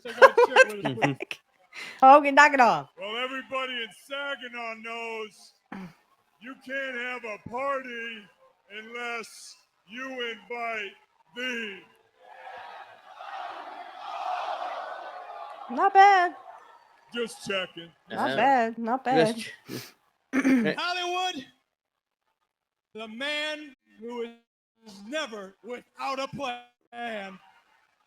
You know, boss, now that you've proven that you are the supreme power on the planet of wrestling, it's just nice to be your main henchman. And now that I've got total control with the NWO, I'm sorry. ruling World War III, with the NWO dominating World War III, with Scott Hall raising the bar, I feel like that Hollywood Hart has fears the next act. McMahon. I saw that in the back. Everybody knows that when you're with Hollywood, the boss, There's the Rick whole Rude. NWO, you're just Too sweet. And because Hollywood, your champion, our champion, everybody's champion, is feeling just too sweet tonight, I'm going to challenge anybody in the building, anybody backstage who's got enough guts. I'll put the NWO title on the line tonight. Did you hear that? This man is Yeah, a I have fighting ears. champion. Give it up for the fighting champion, everybody. I have ears, Hogan and Bischoff. I have ears. Yeah, I did hear it. But what's the purpose of that? He's already got the match with Sting at Starrcade. Yeah, and he's looking out. He says, I know what this I is don't all know. I about. think the Giant comes out. Is it the Giant that remember he who was- faces? cost me a Yeah, it lot was. last night. it was a I giant. remember. Let me tell you, you in Uh-huh. this Yeah, J.J. challenge, Dillon's with him. you'll fight anybody in the building, then have a piece of the giant. Because I mean, he has a cast on his arm, so they were like, "Well, if anything happens, if you'll sign a waiver that says we're not responsible." B5 Fum. Ooh, Hollywood fum. is gonna beat you until you're well done. With your hand, you don't have a medical clearance. Yeah, you don't have a So medical without clearance, your dude. certificate, I can't permit you to wrestle tonight. I'm sorry. I know this is a great opportunity. What do you need? There'll be a doctor in my house. Is there a doctor in the I'll house? sign whatever you need me to sign. Right here, right now. When? I'll sign whatever you need me to sign. I want a piece It's a of the legal blonde waiver. bomber out there.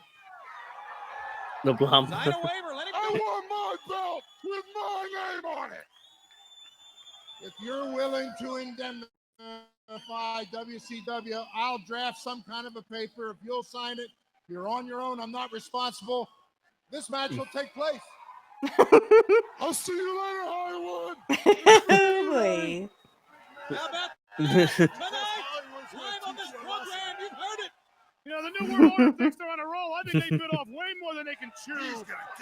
He's gonna get it tonight. You hear He's gonna that? get it. He's gonna get it tonight. Of course, you know they have something. Ladies and gentlemen, tonight on this program, Thoughts and comments about this, because I need to get the matchup. So go ahead. Yeah, I mean, wasn't much. I mean, Curt didn't do much other than hold up his U.S. title, which is fine. But I didn't remember Hogan start getting on his knees and kind of sarcastically clapping, like, "Oh yeah, you're the U.S. champ." Yeah. But look at what I got, and I'm the world champ. You know, you'll never get this fucking belt. So yeah, that was rude. I was like, I was over the top by Hogan, but he never really liked Curt. I don't think, or he was threatened by him. Like, I don't know why. I mean, Hogan had the power to, dispatch of Curt. Even WWF, it was like, oh, he didn't want to work with him, or he wasn't on his level. I'm like, dude, he's not going to be a WWF champion. I'm sure you have Vince's ear. It's like, let him bump around for you and let him make you look good. He'll take the leg drop, and that's it. I mean, why are you worried about him taking the belt off you? Maybe because Vince might see it like, maybe Curt deserves a run. I don't know. But yeah, in that segment itself, though, it was all Hogan, of course. He dominated that segment as he usually did. Him and his little butt buddy Bischoff. I mean, they were like thick as thieves, They were they dominated that segment. I mean, all Curt did was hold up his belt and go to the back, Curt, where you belong. Here, me and Bischoff are the stars. So, and Rude stood there like, no, you're not going to do that. I mean, the thing is, Rick really cared about Curt. So, I mean, they had been best friends. I'm sorry, I keep moving around. They had been friends since 8th grade. That's what Curt will tell you. Also, they were friends with Scott Norton, who was also part of that Minnesota group. So I want to do the match, and then I want to do a little bit at the end there, because I think this is where they bring that dummy of Sting out. I'm not sure what they do at the end, but all right. So I'm gonna for anyone who's listening to the audio version of this, it is WCW Monday Nitro Season 3, Episode 47, November 24th, 1997. The match will start at 1 hour, 19 minutes, and 55 seconds. For those who are just hearing the audio, you will have to watch along and you will not hear any of the music. I'll have to take those out. So let me go ahead and, oops, I hit the wrong button. Share my screen here. And what we're going to see. You're using Peacock, right? Yeah. So I'm on Peacock right now. Yeah, but I mean, like for YouTube, people are only going to hear the audio. So if they want to have me on another tab, you are more than welcome to do that and then watch along. But you will not hear any of the music, so you will have to skip forwards because we're going to hear music. And then for Rumble people, they can just watch this as we watch it. So I leave it up to people, whatever they want to do. So here we go. It's Ray Traylor versus Curt Hennig. And I think this is a great match, but we're going to watch the match and then we're going to talk about it so I can get to the end and show the end. All right, hit play. Take it back to last night. World War III, no disqualification match. U.S. champ Curt. They're going to talk about what happened at WWE3, and we already watched along to this. Ric Flair comes in a no disqualification match now. Early in the matchup, Flair with a high-risk maneuver off the top double axe. This is the second time they fought. It was a no disqualification. But he continued in the match under a lot of pain. As a matter of fact, the match went everywhere. In the ring, Hennig hit Flair with just about everything, but both men gave it their all. That was an Indian deathlock he was doing. Everything he could, but then near the end, and if you watch, let me just stop it for a second. If you watch that match, you see, he has them in the figure 4, and then you see Curt has the belt, but he's like struggling to get up. So you see 1, 2, and then you see Randy Anderson prop him up because Curt was having issues getting up, so that he could sit up. And so it's kind of a little bit of a botch, but it was good for, I mean, you could barely make it out, but I mean, Curt was having issues sitting up. Like he couldn't sit up for some reason. I guess he was tired or just having issues moving around. So I'm going to hit play again. So Curt ended up always had very colorful singlets. Always. Curt was always like that. I love the colors. Because I get to tease him. If I ever met him, I would tease him about the gold and the black, or the yellow and the black, because those are Steeler colors. But he always would do this. He would go around to the crowd and literally, stare at them or yell at them, or that was a Curt Hennig signature. Got a lot of people angry and lost a lot of friends when he went to the NWO, and so he's kind of a man alone. He is not a member of the NWO. And he really doesn't have any friends in WCW, so he's kind of like been out there, kind of like the old term goes, been floating. An island onto himself. Yes. Shivani, be quiet. Stop talking. Of course, and certainly he's living with it.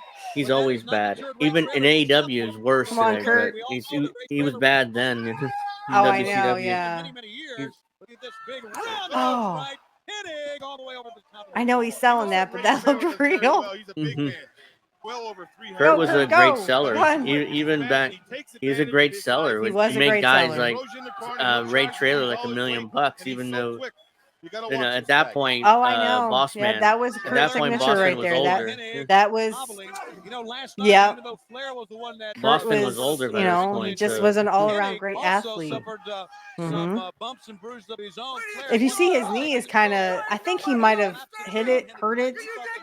Yeah. Oh, no thanks. I think I'll pass. He didn't go on the disabled list like some athletes, did he? He's still here. Yeah, he's still here. Still in that ring. Bye. What are you trying to get at here, Big Mouth? Are you like No. you're singing the praise of Curt? Yes, I am, and I will. If you don't like it, Shivani, leave. It's called freedom of speech. Well, then you have your opinion. I have mine. That's right. It's called freedom of speech. We all live in America, y'all. You're right. It is. And I have a right to my opinion Irish. as a broadcast. That's right. You're a wrestling announcer, and I'm not going to argue that again. Yeah, and you park cars on your day off. I love. I mean, But Brain even said Tony Schiavone and stuff. So Schiavone was just petty, in my opinion. He's just petty. yeah, he would bury like the other commentators, not telling him finishes and stuff, and they didn't know what the hell was going on, and he wouldn't tell them. So Right. none of the other guys really liked him when they worked with him. Chinlock here by Hennig. Mm-hmm. I don't know if that was a rib or what. I've never seen that. Where you stick your fingers in the guy's mouth. that would be Curt. That would be like a Curt thing. Tried to humiliate the Disco Inferno. Didn't try to win a match. Just tried to humiliate him. And look at Ray Traylor with combination blows, uppercuts. He's got Hennig down, and a Trailer drops. Oh, come on, Curt. Last night. It's a way to take advantage. Boom. That's what Buddy Rose would tell him, or taught him. Yeah. Buddy Rose taught him how to do that. Yeah. What is he laughing about? Yeah, what are you laughing about? It's like a basketball with a goatee. Like a basketball with a Yeah, goatee. but come on, let's get with what's going on here. He's NWO. So? Right. He's in. Calling it as I see it. He would just as soon be anybody with WCW there. Anybody in the back, or he would as soon be your head there. I don't think Curt would hurt me. I'm a super fan. Take that picture for me.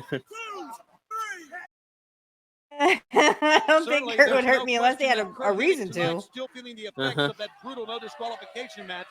Yeah, I think when Flair kicked the chair into Kurt's knee, I think he bruised it. Taking advantage of that. Yeah. But Hennig fires back. That's why he has it wrapped up. Ooh, no thank you. Mm-mm. Great Mm-mm. cross. No thanks. Two men are really going at it. He can not even stand now from that hard punch by This Ray looks Traylor. like two grown men fighting. And this is like what wrestling's missing these days, especially in Right? AEW. It's like two grown men fighting. It's not like Right. the flippy I'm sorry, I have to running get rid of my around for no background. Got some reason. time. Call your friends. Call people you don't know. Call your enemies. Call everybody. in the I'm neighborhood. sorry, You don't want to yeah. miss this one. This is my new office, Ray everyone. Traylor trying to take advantage of Curt Hennig. United States title at stake. What an opportunity this would be for Traylor. Scoop slam by Oh, you missed. Body splash that time to the right side ropes, and Hennig just calmly rolled out of the way. Hennig. Like wrestling Rolling looks back on far the chin too once again. choreographed Come today, on, Curt. especially in NWO AEW. concern But now with Curt Hennig in the wrestling ring, is far too wrestling Ray Traylor. choreographed, and you have They two all men. bet Even they're with Hogan, WCW. finding out what they're going to do with the Giant. Well, I think the latter. Yeah, Well, I that don't are know. I think they veterans. already know. You I know, think they know how to since the wrestle. They Giant know what accepted they're the doing. challenge, So, and I think there's you know. plenty of NWO members to help Hennig and left over to help Hogan as well. It's always No been one with needs to us, help and Hogan. You know that just as we sit here, we call an Oh. NWO match, knowing that See him regardless how jumping around? He successful still was a jumping WCW around, Yeah. even can back be Yeah, then. he- against a member Fly, of the you better get NWO, out of here. You just kind of like wait and see what happens next. You know, there's just so far we can take it because they watch each other's back. Hogan and Giant next for the title, as we said. It's still to come, and it's coming up next live right here on Nitro. And he would guide you down. You know, he would do the thing, but he would guide you. Uh-huh. Curt would guide you. To make Yeah, you look these like $1 million days, bucks. He literally these- looks great, doesn't he? that spot, guys would just blatantly put their hands up, like, and their they never had never hit the turnbuckle, like blatantly, and like. Hulk Hogan and the Giant for the World Heavyweight title. Right, It's a way to like, do it ugh. safely. Now, you know, are standing together as never before for one of the Uh-oh. biggest matches we've ever had on this Uh-oh. program live. I don't like this move. Ooh. Oh, that had to hurt. The face of Curt Not Hennig. really, How but about that now, Brady? Is that funny enough to laugh at? thank Doesn't you. look happy. No, he does not. It's Traylor gets ahead. Oh, come Well, on. he'll just be having the gravy at Thanksgiving because it looks like his teeth are all knocked out. You know, drumstick for him. And now You Traylor underestimate Curt. Mhm. Hennig to the left side. Oh, that side. No, he kicked out. One. He kicked out. And No, he that's a kicked out. He did not disqualification. raise up Tony Schiavone. He kicked out.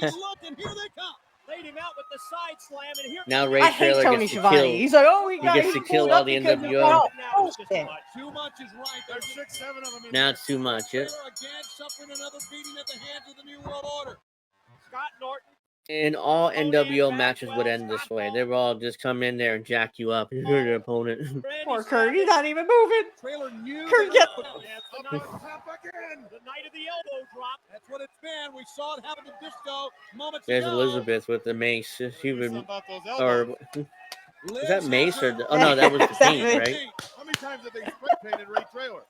No, it's spray paint. Yeah, it's a black spray paint Yeah, that they would spray okay, I paint. thought- He's been sprayed. Yeah, This guy's used turpentine in Sprayed his cologne. painted a lot. You're right. Yeah. He has no allies. And Scott Hall. Here we. They're trying to draw on his forehead, but he's so sweaty that they Drawing on him can't. now. Oh, they got it. What didn't really work? Yeah. What the hell?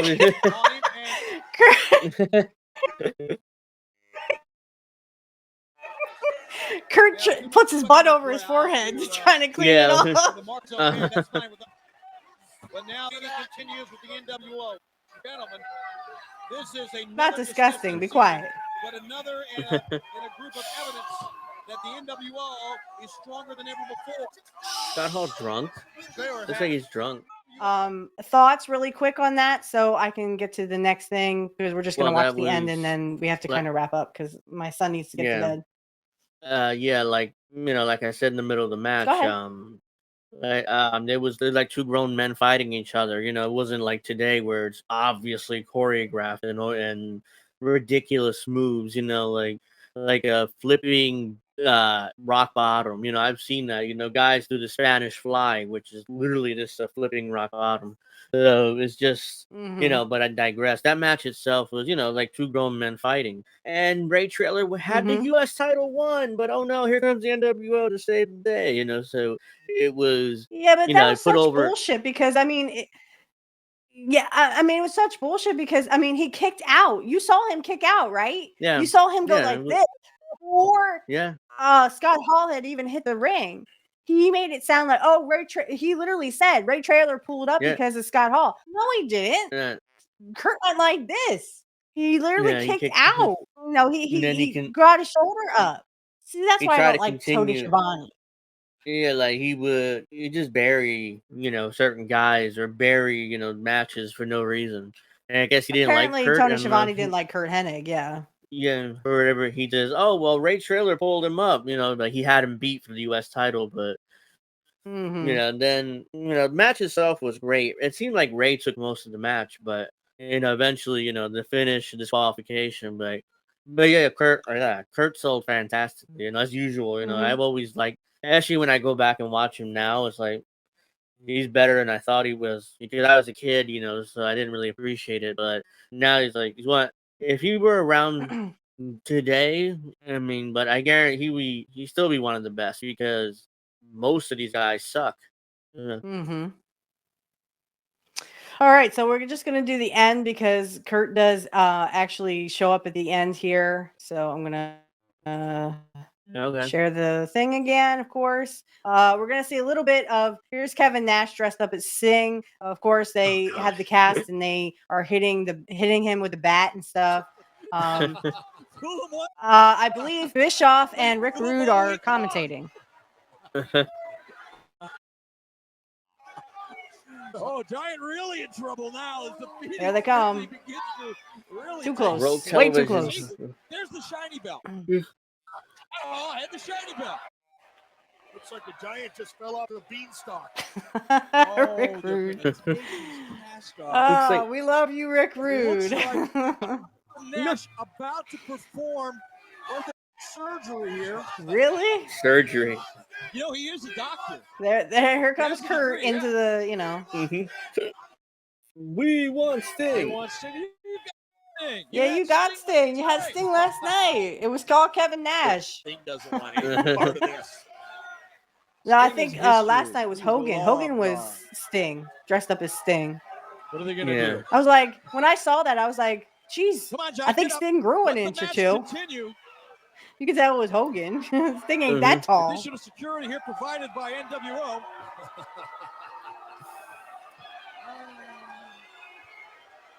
What a dummy. I think this is when the dummy comes down. But I can't remember. Continues to reign supreme. No! Here comes the dummy. Wait a minute. No! This is the first appearance. They did it twice. They did this dummy thing twice. Jump him. Oh, he fell through the ring. They fell through the ring. Oh, somebody please get an ambulance. Oh. Yeah, there you go. Oh. Drill him, Nash. Oh. They could do that to the real Sting. So they did it to a dummy. Ouch. Yeah. You know that's gotta hurt.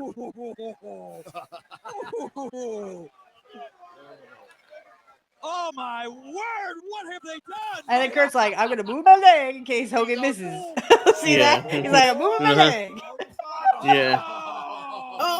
I'm gonna move my leg too. He's pretending. I don't trust Hogan. I mean, he's not.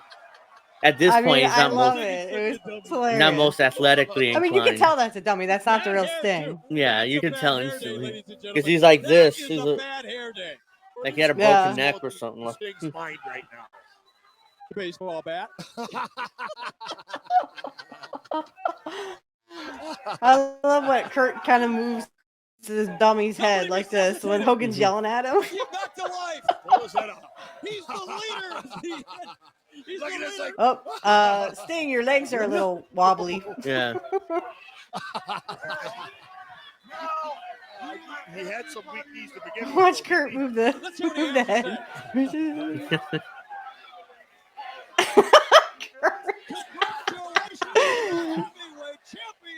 He's like, Well, go get Sting. You got Sting right there.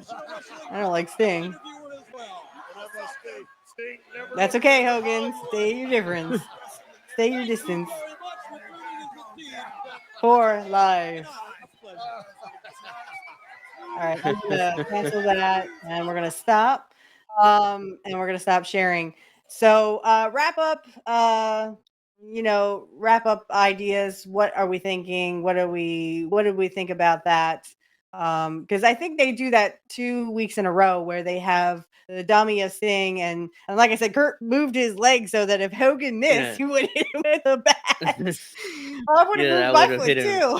He's like, well, I mean, they didn't need to do that 2 weeks in a row, but they did. But yeah, I mean, I needed this palate cleanser because on X, I mean, as everybody knows, tonight was All In, AEW All In London, and this will probably won't air a couple of weeks, but tonight it was All In London, Right. and like, This is August 25th when this is being recorded. Yeah, Get out of here. So by the time you guys see it, it'll probably be September, but yeah, I mean, it was it'll be it's a middle of palate September. cleanser. It was great. So. Mhm. Especially, I mean, it was the small stuff they did. I think Curt nodded Sting's head, like, "You hear me, Sting?" And like, yes, yeah. So yeah, Hogan dominated the segment as he usually does. I mean, he beat up everybody. He beat up Giant and Big Show. Anybody knows him today, and then he went to the camera. He's like, what was that? Like he's kind of talking to the directional mic, but you can barely hear him. So, yeah, I mean that it was nice to see WCW '97. So I had Peacock too, so I got to go back and watch some of that old stuff just to remind myself. Because it's That's what we've been doing this whole time. I've been doing it right off of Peacock, whether it's the audio or the videos. I've been doing it right from Peacock. Now, when I did it with when I showed video with Kit, I actually had them downloaded off of YouTube, so I didn't have to use YouTube. All okay. those stupid commercials, and I didn't want to get a political commercial in there somewhere. So, Oh yeah. you know, I want to leave politics out of my shows at least, where we just Yeah. talk about the raw wrestling, you know. But if I can do more of those videos, I definitely will. Like for example, some of the Portland stuff I could do just from those videos that I pulled down from YouTube. Yeah. But I think, yeah, I agree with you that this match was really great between him and Ray Traylor. It's just a classic, like, you know, big boss man, Mr. Perfect kind of stuff. And we will watch one of those matches. There is uh, a match he did with Ray Traylor when he was a big boss man, and it wasn't WrestleMania 7. We had already done WrestleMania 7 when it was Mr. Perfect versus the big boss man. So and of course I think that was around the time when Curt hurt his back, so they had a disqualification, and you know, they tried to get Curt out of there as soon as possible. But I think that this was an excellent match, and of course, the stuff at the end was just so that, you know, they were just trying to get heat for the whole Sting thing. Because once we get to Starrcade '97, obviously there will be Austin Hogan versus Sting, and of course that match will be botched and every which way to Sunday. And we already watched the DDP match at Starrcade, so we actually would probably just go either. Go ahead. WCW botched the Starrcade '97 so badly. It's a Dark Side of the Ring on it. Basically, entire episode. Yeah, they on botched it so bad. There's a Dark Side of the Ring on it. But I think Randy Anderson was just trying to do whatever he could. He was trying to please everybody, but you can only please so many people all at once, where there's someone who's going to get upset. And I guess Bischoff was upset about the whole thing. Didn't matter if it was Hogan who, you know, told Randy Anderson, your job is on the line. You do what I tell you to. Fly, I'm going to get you. Sorry about that. So yeah, like, I just think that there was a lot of great things that happened here. Great selling from Curt. Of course, you know, Curt still had the back injury. So if it looked like Curt was a little sluggish at times, he was still jumping around the ring. And of course, Curt was 30 in '97. He was 39 years old. So, I mean, he wasn't exactly a spring chicken, but I'm not calling Curt old or anything. I'm just saying that, you know, if he looked a little off kilter, it's because, you know, he was older, he had some injuries, and of course he had just been in that WWE3 match with Ric Flair, which was a non-disqualification. And like I said, when Flair kicked the chair, I think it hurt his knee, like it might have bruised it or something. So that's why he had it kind of patched up or whatever. Because if you watch him out of that ring, he kind of bounces up and down, and then he can barely put any weight on it. So maybe he twisted it. I'm not really sure what happened there, but all in all, I give this like a 10 out of 10 stars, or 5 out of 5 stars, because it literally was, in my opinion, it's better than anything that's on TV today, even WWE today. Because, you know, you had Curt Hennig, who was a veteran, and then of course you also had Ray Traylor, who was a veteran. But Curt was an all-around great wrestler. So any thoughts or feelings before we wrap up? I mean, it was, you know, I thank you for putting this on, because all I see, and I'm gonna, once I get back on X after we wrap up, all I'm gonna see is All In, and everybody talking about how great it was, and you know, this has already happened at this point by the time you guys see this, but Bryan Danielson is world champion in AEW, and everybody, what a great moment it was, and blah blah blah blah. They kind of ripped they're trying to say it was like the greatest wrestling match ever. I'm like, no, Bret Hart and Curt Hennig match was one of the greatest.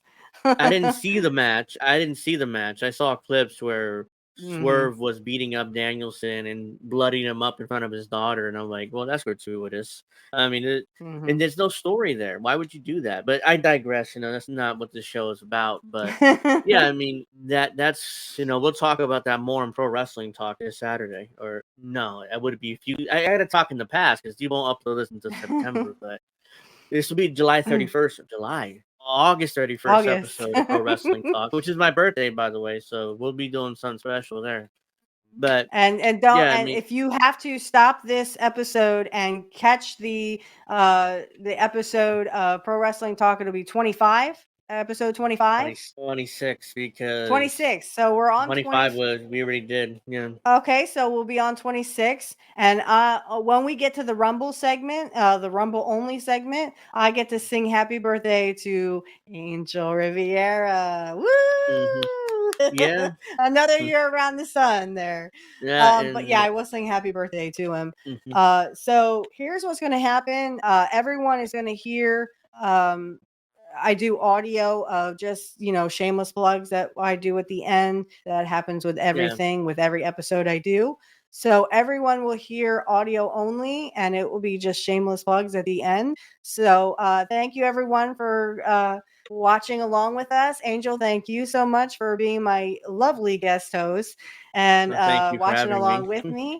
Yes, I love doing this. And like I said, I'm used to doing it Mhm. myself. So Yeah. when I have someone else here, I just have to kind of, get your opinion more than my Yeah. opinion. So, but thank you so much for everyone coming. And like I said, shameless blogs are coming, but anything you would like to see down in the description field, I will put some of Angel stuff, Angel in the Afternoon.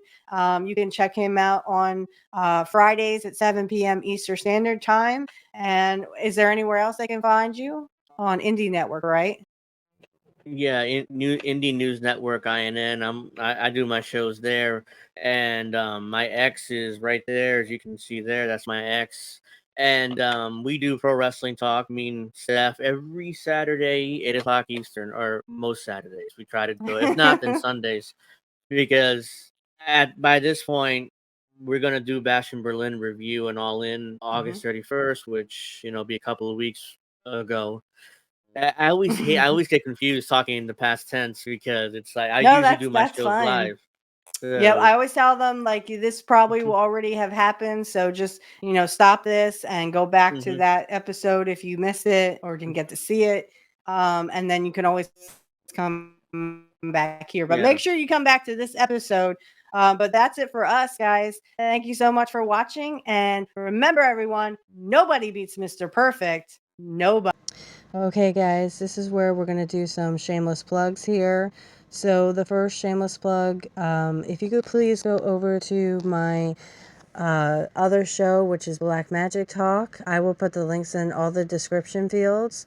If you could just kind of browse it, if you are not only a wrestling fan, but you like Wicca or paganism, and you'd like to learn more about it. We just did some recent episodes. So if you'd like to hop over there, just click the link in the description field. If you would like to give to the Black Magic Talk Patreon, that link will be in the description field. And again, if you would like to have a tarot reading on the show, you can DM me on X. My link for that X will be in the description field. If you would like to do one off the show, you can also just DM me and I will give you my rate. My co-host is Matt Collins. He can also give you a tarot reading on the show or off the show. If it's on the show, all you would have to do is become a Patreon supporter for $5 a month. You get all kinds of perks. And again, we can let you know when you can come on the show. And if you'd like to do it off the show, Matt can definitely give you his rating for doing tarot. The next shameless plug I would like to do is, of course, Pro Wrestling Talk will always be on Saturday nights, 8 p.m. Eastern Time. It is scheduled to change, but Angel and I will let you know on the Wrestling X. So if you would like to DM us at any time, me and Angel, my link will be in the description field for my Wrestling X, and that is for Pro Wrestling Talk, and also for this podcast, Curt Hennig Was the Best, Changed My Mind. If you would like to give to the Patreon, I have for Curt Hennig Was the Best, Changed My Mind. Again, you can go and look in the description field. It should be there. I have $1, $3, $5, and $10. The other show is just $1, $5, and $10. Or no, I'm sorry, it's $3, $5, and $10. I think. I'm not sure. I'd have to double check. But if you could give, thank you in advance. If you'd like to ask any questions for pro wrestling or Black Magic Talk, you are free to direct message me on X, or Angel, my host for Pro Wrestling Talk. Again, 8 p.m. Eastern Standard Time every Saturday, unless it is scheduled to change, but we will definitely let you know beforehand. So, of course, this show, I'm going to do a shameless plug for this show. Again, $1, $3, $5, and $10 you can contribute on Patreon. If you would like to give on Cashapp, I will take donations on Cashapp, but direct message me on X if you would like to do that, and I will give you my handle. So if you have any questions like about the show or any technical questions, you can always direct message me on my X, and I will try to get back to you as soon as possible. The next shameless plug I would like to do is for Hardlands Media, Kit Cabello, someone I call a good friend of mine. Please check him out. He is Monday through Friday, 9 a.m. Central, and that would be 10 p.m. Eastern. So 9 a.m. Central, he is Monday through Friday, sometimes Saturday, depending on when you can catch him in a good mood for a Saturday brunch. If he does do Saturday brunch, I usually am sleeping or at work, so but check him out. He's really good on politics, and I have the pleasure of calling him friend. Some more shameless plugs. If you could also subscribe to Angel in the Afternoon. He does a great job on politics as well. And that's Angel in the Afternoon. And he's usually on 7 p.m. Eastern Standard Time every Friday. That is also scheduled to change. If you have any questions about it, he'll usually let you know. And he will definitely, you can direct message him if you need to get a hold of him. The last one is Deconstructing. His name is Dave. I really recommend him too. He has a little podcast on YouTube. All you'd have to look up is Deconstructing Topics, and he does some really good stuff. I really recommend you guys check him out. Subscribe to everybody I just said here, and check them out. And remember, everyone, nobody beats Mr. Perfect. Nobody.